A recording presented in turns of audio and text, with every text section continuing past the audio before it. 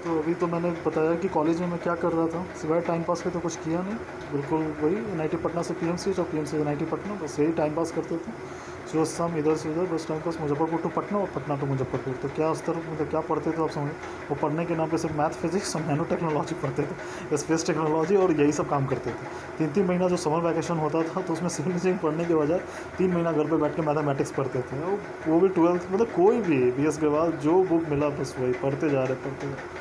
मैं साहब आप बताइए कि आपका सपना ईएस और आईएएस हो और आप बैठ के मैथ्स और फिजिक्स पढ़ते हो, और आपको क्या हालत होगा आप सोचो। तो भाई चला, अब तो कॉलेज से तो हम पास हो ही गए, फर्स्ट साल ईएस दिए तो मतलब ठीक है। उस समय ज़माने में कट ऑफ बहुत कम था, लेकिन हम क्वालिफाई नहीं किए और ठीक ही ठाक है। जैसे तैसे हुआ होगा, लगभग 200 या 200-250 नंबर आया होगा जैसे भी। तो ख़राब परफॉर्मेंस तो ख़राब था ही, पर पढ़े लिखे भी नहीं थे, तो आप समझ ही रहे क्या एक्सपेक्टेड है।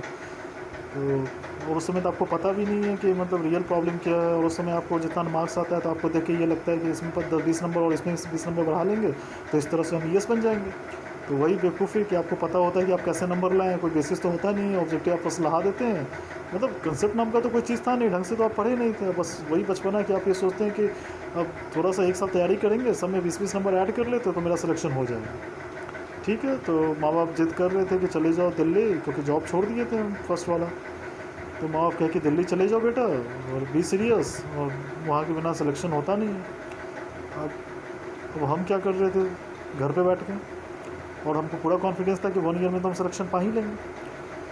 अब क्या किए कि दिल्ली गए, वहाँ पटना गए, जितना ईएस का मटेरियल खरीद के चले आए और आईएएस का मटेरियल खरीद के लिए।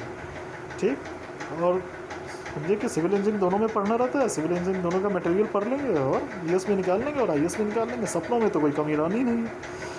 और उसमें यही नहीं किए, आईएएस में फिजिक्स का भी मटेरियल और मैथ का भी मटेरियल खरीद कर लिया। पढ़ना सिविल इंजीनियरिंग है ईएस में, और फिजिक्स का भी मटेरियल और मैथ का भी मटेरियल लिया। ठीक, अब घर पे आ गया, बेटा पढ़ना शुरू कर दिया, मटेरियल पढ़ रहा है, बुक पढ़ रहा है, सब कुछ कर रहा है अपने तरीका जो ढल रहा है। फर्स्ट बार अपीयर हुआ, मेहनत तो किया था, ऑब्जेक्टिव में दिखा भी, और उस साल शायद प्रीवियस ईयर के क्वेश्चन ज़्यादा आ गए थे। तो प्रीवियस ईयर के क्वेश्चन ज़्यादा आ गए थे तो ऑब्जेक्टिव में मार्क्स बढ़ गया, लेकिन मेरा बढ़ा उसी तरह से पूरे देश का मार्क्स बढ़ गया। तो मेरे बाकी दोस्त सिलेक्टेड हो गए, दिल्ली वाले सब सिलेक्टेड हो गए 1 ईयर में, और हम वहीं के वहीं रह गए और मेरा मार्क्स बढ़ गया। तो फिर आपको फॉल्स कॉन्फिडेंस होता है कि अच्छा मतलब इतना बढ़ गया तो नेक्स्ट टाइम तो और आ ही जाएगा, लेकिन आपको ये नहीं पता होता है कि प्रीवियस ईयर बढ़ा है, प्रीवियस क्वेश्चन ज़्यादा रिपीटेड है, इसलिए आपको इतना मार्क्स आ गया है। और आपके फ्रेंड उसी में इतना ज़्यादा मार्क्स लगे और सिलेक्टेड हो गए और आप आज भी अनसिलेक्टेड ही थे। ये फर्स्ट ईयर की कहानी है, 1 साल की मेहनत के बाद। ठीक है, मेहनत करता है तो थोड़ा बहुत तो प्रोग्रेस होना ही है, और मेंस के नाम पे अभी भी अंडा ही थे, मेंस में कोई प्रोग्रेस नहीं थी। तो फर्स्ट ईयर ऐसे ही गया। उसके बाद हुआ कि बीपीएससी का एग्ज़ाम हुआ था 2012 के अराउंड। फॉर्म तो शायद कॉलेज पास होने के अराउंड फॉर्म भरा गया था, 2012 के साथ दिसंबर में मेंस हुआ था बीपीएससी का। तो मेंस निकल गया और कॉन्फिडेंस था कि भाई ये तो क्लियर हो जाएगा, लेकिन बाद में पता चला कि मेंस में मार्क्स मेरा कम आया था और फाइनल सिलेक्शन नहीं हुआ। अब तो सारा ज़मीन आपके पैर से निकल चुका है। और इसी बीच एक और घटना घटी कि मेरा आरआरबी में सीनियर सेक्शन इंजीनियर में हो गया था। तो समझ में था कि इसमें तो पक्का सिलेक्शन होगा ही, यूपीएससी में अगर नहीं हुआ है तो आरआरबी जेई में आरआरबी ये जो सीनियर सेक्शन इंजीनियर इसमें तो सिलेक्शन होगा। मेरे साथ मेरा एक फ्रेंड और था, उसका भी हुआ। दोनों गए झांसी, मेडिकल करवाएं। पहले तो इलाहाबाद गए दोनों, डॉक्यूमेंट वेरिफिकेशन हुए। फिर उसके 6-7 महीने 9 महीने के बाद मेडिकल के लिए आया, और आप समझ रहे हैं, आप कॉन्फिडेंट है कि आपका जॉब तो हो गया है। और उस स्थिति में क्या पढ़ाई लिखाई करते होंगे आपको पता नहीं, बहुत बुरा हाल है। तो फिर गए, फरवरी मार्च के समय हम दोनों का मेडिकल हुआ झांसी में, तो उसका हो गया और फिर हम मेडिकली अनफिट हो गए।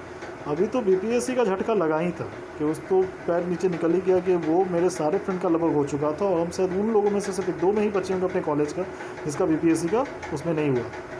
और ये आरआरबी सीनियर सेक्शन इंजीनियर में मेरे फ्रेंड का हो गया और इसमें मेरा नहीं हुआ। अब तो बिल्कुल सेटबैक पे सेटबैक।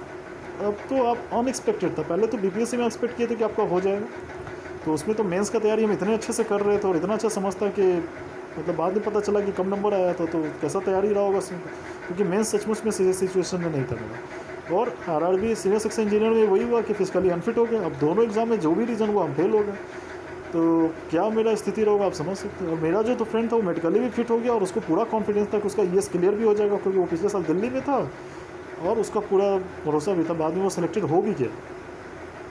तो ठीक है, अब तो पूरा पेरेंट भी बहुत ज़्यादा डिससेटिस्फाई थे, अब वो भी बहुत दुखी कि भाई अब क्या होगा इस बच्चे का।